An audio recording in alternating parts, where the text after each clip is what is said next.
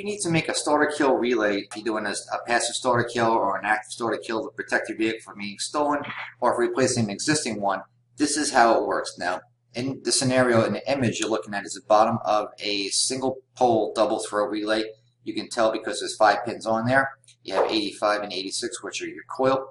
Over here there is a diode in place, and you have the cathode side here facing 85, and you have the anode side, the banded side, facing 86. 30, which is going to be connected along with 86 to the one side of the starter wire. Over here is the other half of starter wire. So in any scenario, you're going to have under your dashboard where your starter wire is located, you're going to cut that wire as shown right here. You're going to have 85 coming in from your source unit, most likely your car alarm system, or if you're doing a hidden switch or some other kind of stealth deal, your negative input is coming in on 85. You're going to have a diode running across from 85 to 86, and 86 and 30 are going to be connected with a butt connector in most cases to the ignition side of the starter wire. 87A is going to go to the starter side. Now, the reason why this diode is here and in place, there's a reason.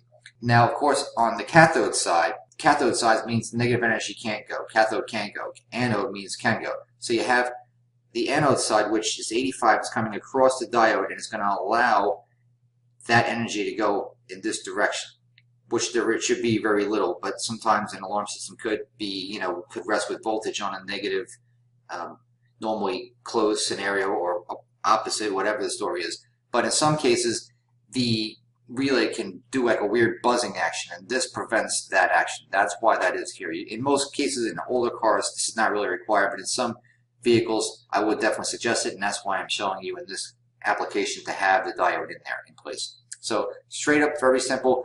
You have this 86 does not have to be a heavy gauge wire, by the way, folks. 30, of course, has to be the equivalent of the gauge of the starter wire in the vehicle. This just has to branch off of it and connect onto 86. 87A, starter side, this car side, negative input coming here. 87 is left blank, and that's all there is to it. While there is ground on here, these 2 pins will not make contact until this ground is removed. Then these 2 pins, 87A and 30, which is common, will reconnect, and the car will start normally. So that's how it's done.